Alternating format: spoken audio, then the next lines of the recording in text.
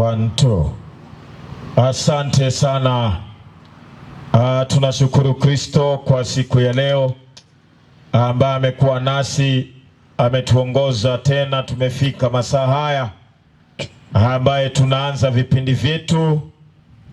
Nimesimama hapa kwa ajili ya kipindi cha Bible Study, yani ijue Biblia yako. Watu wengi sana wako na Bible, lakini cha ajabu watu hawasomi Biblia. Sasa niko hapa kwa ajili ya Bible Study, na mada ya leo tunazungumza kuhusu manabii wa uongo. Manabii wa uongo. Na kwa sababu nilishaombewa, nitaanza moja kwa moja kipindi hiki cha manabii wa uongo. Ni ukweli manabii wa uongo wamejaa duniani, na ni ajabu sana, maana watu wengi hawajui kutofautisha kati ya manabii wa kweli na manabii wa uongo. Ndio sasa leo kazi ambayo tunaenda kuifanya tunapotumia Biblia ni kuonyesha manabii wa uongo wanakaa namna gani. Hebu kwanza nipatie Warumi 15 aya yake ni ya 4. Wacha nianzie pale Warumi 15 aya yake ni ya 4. Biblia inasema, ndio, kwa kuwa yote yalitangulia kuandikwa, yote yaliyotangulia kuandikwa yaliandikwa ili kutufundisha sisi. Mwalimu wetu siku zote ni Biblia, na Bible imeandikwa ili kwamba iweze kutufunza sisi. Endelea na andiko. Ili kwa kutufundisha sisi, ili kwa saburi na faraja ya maandiko tupate kuwa na tumaini. Kwa hivyo yote yaliyotangulia kuandikwa yameandikwa yatufunze sisi. Sasa sisi tunaenda kuangalia manabii wa uongo kwa Biblia, maana Bible iliandikwa iweze kutufunza sisi, na wengi leo walikataa Biblia hiyo. Situende 3:16, anza 15. Timotheo wa kwanza. Ni Timotheo wa kwanza 3:15 inasema nini? Timotheo wa kwanza 3:15 inasema, ndio, nataka usikize, maana Bible iko wazi, imeandikwa itufunze sisi. Teremka na andiko. Inasema, ndio, lakini nikikawia upate kujua jinsi wapasavyo watu kuenenda katika nyumba ya Mungu. Ni kweli Yesu alisema, na mitume wakaandika wakasema, kama Kristo atakawia, tujue ni jinsi gani ambaye tutakaa tukilinda kanisa la Mungu. Endelea kusoma. Iliyo kanisa la Mungu aliye hai, twende, nguzo na msingi wa kweli. Kanisa la Mungu lililo hai, ambaye ni nguzo na msingi wa kweli. Leo manabii wa uongo wako makanisani, wametoa nguzo na msingi ya Mungu ambaye ni ya kweli, wameweka nguzo zao. Ndio leo utapata ya kwamba kuna makanisa hata uwezi ukasoma Bible. Wakati unaenda kusoma Biblia, unasikia mtu ametokea pale ati ni nabii, ameanza kuona, anaanza kuongea akiangusha watu chini. Anasema tupate kujua ni jinsi gani ambaye tutalilinda kanisa la Mungu ambaye ni nguzo na kweli. Kanisa la Mungu liko na nguzo na liko na kweli. Teremka na andiko. Na bila shaka siri ya utauwa ni gani? Ni kuu. Tulia pale. Kwa hivyo Mungu anasema tupate kujua ni jinsi gani tutalinda kanisa la Mungu. Twende hiyo Timotheo 3:2 sasa. 3 anza 14.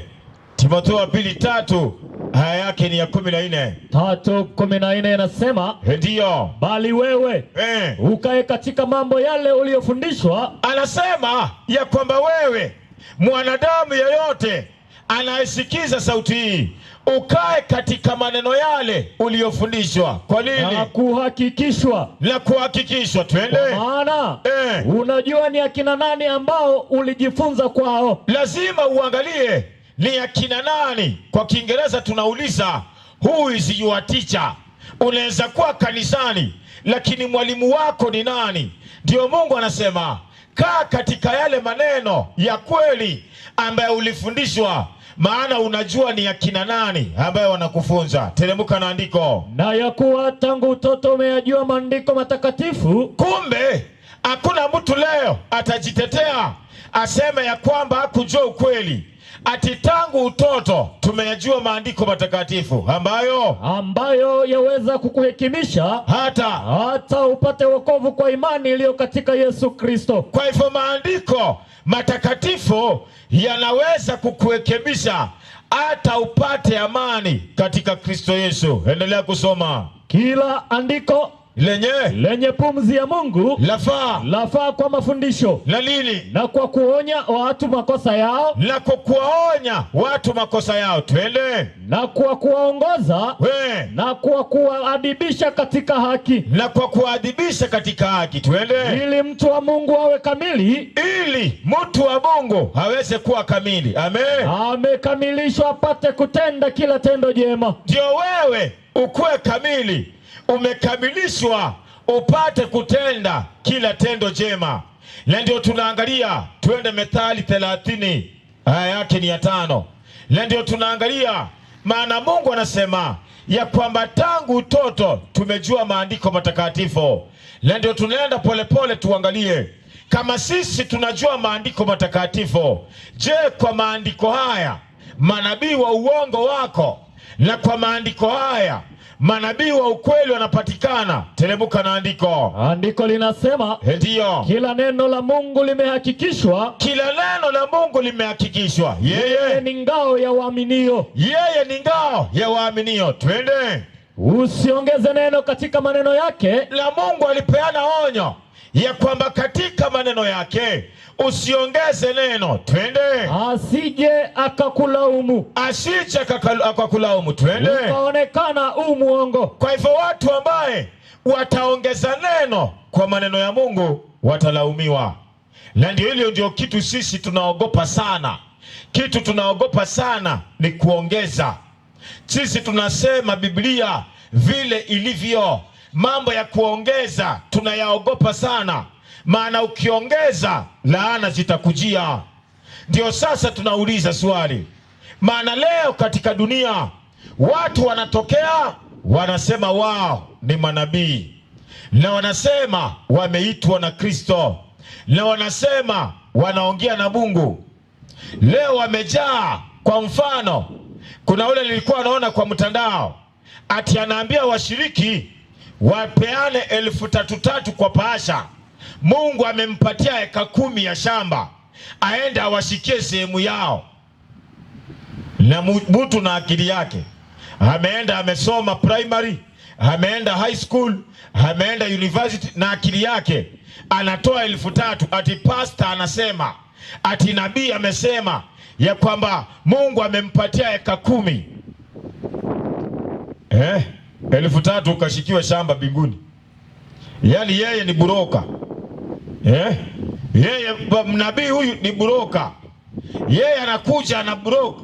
Ameenda binguni, ameburoka shamba. Sasa anakuja mumpatie.